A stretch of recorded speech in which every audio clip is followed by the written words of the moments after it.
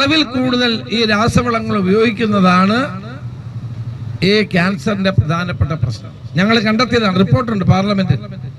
ക്യാൻസറിന് വേണ്ടിയുള്ള ചികിത്സ വലിയ തോതിൽ ഒരു സാമ്പത്തിക ബാധ്യത വന്നു ചേരുന്നതായി മാറുന്നത് കൊണ്ടാണ് ഇതിന്റെ ഇത്രയും വലിയ ബുദ്ധിമുട്ട് ജനങ്ങൾ അനുഭവിക്കേണ്ടി വരുന്നത്. പലതരത്തിലുള്ള വ്യാജ ചികിത്സ തടയാനുള്ള നടപടിയും ഗവൺമെന്റ് സ്വീകരിക്കണം. പൂർണ്ണമായും ഗവൺമെന്റ് സൗജന്യമായി ചികിത്സിക്കാൻ മുന്നോട്ട് വരണം. നമസ്കാരം. നമ്മുടെ സംസ്ഥാനത്ത് ക്യാൻസർ രോഗികൾ വർദ്ധിച്ചു വരുന്നതായുള്ള റിപ്പോർട്ടുകളാണ് വന്നുകൊണ്ടിരിക്കുന്നത്. ക്യാൻസർ രോഗത്തെ പ്രതിരോധിക്കുന്നതിനായി വലിയ പണച്ചെലവ് ആവശ്യമായി ഉണ്ട്. അതുകൊണ്ട് തന്നെ ഈ പാവപ്പെട്ട ജനങ്ങളെല്ലാവരും തന്നെ വളരെ ബുദ്ധിമുട്ടുന്ന സാഹചര്യമാണ് ഉള്ളത്. അതുകൊണ്ട് തന്നെ ഈ ക്യാൻസർ രോഗത്തെ പ്രതിരോധിക്കുന്നതിനായി ഈ ചികിത്സാ ചെലവ് സൗജന്യമാക്കുക എന്ന ആവശ്യം ഒരുപാട് നാളുകളായി ഉയർന്നു വരികയാണ്. എന്തായാലും ഈ ഒരു വിഷയത്തിൽ പ്രതിപക്ഷ നേതാവായ രമേശ് ചെന്നിത്തല ഇപ്പോൾ പ്രതികരിക്കുകയാണ്. ലോക ക്യാൻസർ ദിനമാണ്. ലോകത്തെമ്പാടും ഇന്ന് പടർന്നു പിടിക്കുന്ന ഒരു രോഗമായി ക്യാൻസർ മാറിക്കഴിഞ്ഞിട്ടുണ്ട്. ഇത് നമ്മുടെ ജീവിത രീതിയും ഭക്ഷണക്രമവും കാലാവസ്ഥയും ഒക്കെ ഈ രോഗത്തിന് കാരണമാണ് എന്നാണ് വിദഗ്ധന്മാർ പറഞ്ഞുകൊണ്ടിരിക്കുന്നത്. ഒരു ക്യാൻസർ ബാധിതൻ ഒരു വീട്ടിലുണ്ടായാൽ ആ വീട് അതോടുകൂടി ഏതാണ്ട് നശിക്കുന്ന നിലയിലേക്ക് എത്തുന്ന ഒരവസ്ഥാവിശേഷം നമ്മുടെ നാട്ടിലുണ്ട്. അതിന്റെ പ്രധാനപ്പെട്ട കാരണം ക്യാൻസർ ചികിത്സയിലുള്ള ഭാരിച്ച സാമ്പത്തിക ബുദ്ധിമുട്ടാണ്. ക്യാൻസറിന് വേണ്ടിയുള്ള ചികിത്സ വലിയ തോതിൽ ഒരു സാമ്പത്തിക ബാധ്യത വന്നു ചേരുന്നതായി മാറുന്നത് കൊണ്ടാണ് ഇതിന്റെ ഇത്രയും വലിയ ബുദ്ധിമുട്ട് ജനങ്ങൾ അനുഭവിക്കേണ്ടി വരുന്നത്. അപ്പൊ ക്യാൻസർ ചികിത്സ സൗജന്യമാക്കുക എന്നുള്ള നിങ്ങളുടെ ഡിമാൻഡിനോട് ഞാൻ പൂർണ്ണമായി പിന്തുണയ്ക്കാൻ ആഗ്രഹിക്കുന്ന ഒരു കാര്യം. ഒരു രോഗം വരുന്നത് ആരുടെയും കുറ്റം കൊണ്ടല്ല. പല കാരണങ്ങളുണ്ടാകും. ചില ജനറ്റിക്കായി ഉണ്ടാകും, ജീവിതശൈലിയിൽ ഉണ്ടാകുന്ന മാറ്റം കൊണ്ടുണ്ടാകും, കാലാവസ്ഥയിൽ ഉണ്ടാകുന്ന മാറ്റം കൊണ്ടുണ്ടാകും, ഭക്ഷണ പദാർത്ഥങ്ങളിലെ മായം കൊണ്ടുണ്ടാകും. അങ്ങനെ പല കാരണങ്ങൾ കൊണ്ടും രോഗങ്ങൾ ഇന്ന രോഗമേ വരാവുന്നൊന്നുമില്ല.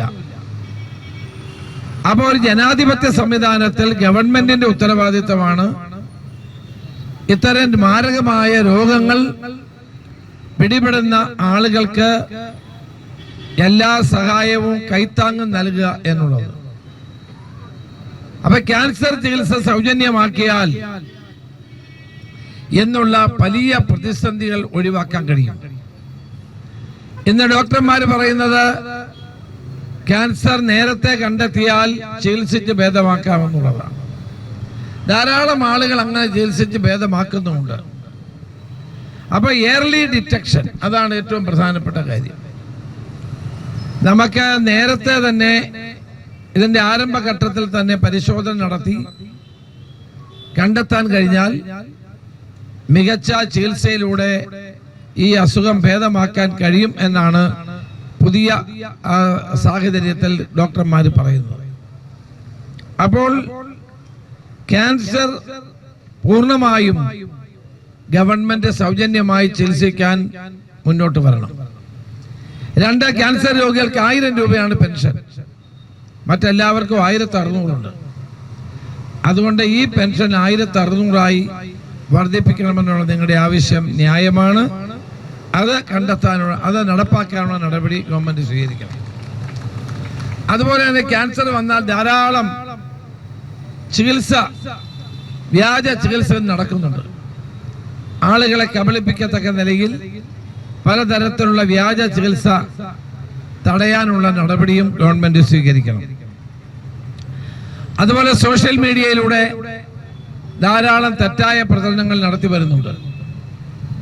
അത് തടയാൻ ഗവൺമെന്റ് ശ്രമിക്കണം. അടുത്താണ് ഏറ്റവും പ്രധാനപ്പെട്ട ഭക്ഷണ പദാർത്ഥങ്ങളിലെ മായം. നമ്മള് ഭക്ഷണ പദാർത്ഥങ്ങൾ വാങ്ങുന്നു, അത് കഴിക്കുന്നു. അതിൽ എത്രമാത്രം മായമുണ്ട് എന്ന് നമുക്കാർക്കും അറിയില്ല. അത് കണ്ടെത്തേണ്ട ഉത്തരവാദിത്തം ഗവൺമെന്റ് ഏജൻസികൾക്കാണ്. വാസ്തവത്തിൽ ജൈവ കൃഷിയിലേക്ക് കേരളം പോകേണ്ട സമയം അതിക്രമിച്ചിരിക്കുകയാണ്. അപ്പൊ ജൈവ കൃഷിയിലേക്ക് മടങ്ങിപ്പോവുകയും ഭക്ഷണ പദാർത്ഥങ്ങളിലെ മായം കണ്ടെത്തുകയാണ്. ഞാന് പാർലമെന്റ് അംഗമായിരുന്ന കാലത്ത് കൊക്കക്കോളയിലും മായമുണ്ട് എന്നുള്ള വാർത്ത വന്നപ്പോൾ അന്ന് ഒരു ഗവൺമെന്റ് ഒരു കമ്മിറ്റിയെ വെച്ചു. കമ്മിറ്റിയുടെ ചെയർമാൻ ശരത് പവാർ ആയിരുന്നു. ഞങ്ങളൊക്കെ 5 പേരടങ്ങുന്ന ഒരു കമ്മിറ്റി ആയിരുന്നു. ഞങ്ങളത് പരിശോധിക്കാൻ വേണ്ടി ഇന്ത്യയിലെ എല്ലാ സംസ്ഥാനങ്ങളിലും ലാബുകളിലും പോയി. ഞെട്ടിപ്പിക്കുന്ന വാർത്തകളാണ് ഞങ്ങൾക്ക് കിട്ടിയത്. നമ്മൾ പറയാറുണ്ട് അമ്മയുടെ മുലപ്പാലിൽ മാലിന്യമില്ലെന്നാണ്. പക്ഷേ മാതാവ് മാലിന്യമുള്ള ഭക്ഷണ പദാർത്ഥങ്ങൾ കഴിഞ്ഞാൽ ആ മുലപ്പാലിലും വന്നു ചേരും. അവർ തെങ്ങിന് താഴെ നമ്മൾ അമോണിയ ഇടും, അല്ലെങ്കിൽ മറ്റു വളങ്ങളിടും. സ്വാഭാവികമായി കരിക്കും വെള്ളത്തിൽ ഇതില്ലെന്നാ പറയുന്നത്, അതിനകത്തും വരും. അപ്പൊ ഇത് ഉപയോഗിക്കരുതെന്നല്ല പറയുന്നത്, ഇത് ഉപയോഗിക്കേണ്ടതിനൊരു രീതിയുണ്ട്. നമ്മൾ രാസവളങ്ങൾ ഉൽപ്പാദിപ്പിക്കാതെ പോകാൻ കഴിയില്ല, കാരണം കീടങ്ങളുടെ ശല്യം ഉൾപ്പെടെ വരും. ആ ഏത് കൃഷിക്കാണോ ഈ രാസവളങ്ങൾ ഉപയോഗിക്കുന്നത് അതിനൊരു കണക്കുണ്ട്.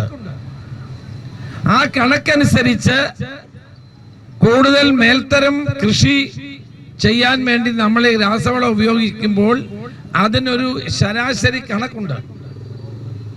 കണക്ക് ഇതാണ്: ആ ഏത് കൃഷിക്കാണോ അത് ഉപയോഗിക്കുന്നത്, ആ ഉപയോഗിക്കുന്ന കൃഷി, ആ കൃഷിക്ക് ഈ രാസവളത്തെ ആഗിരണം ചെയ്യാനും നെഗറ്റ് ചെയ്യാനുള്ള കഴിവുണ്ടാകണം.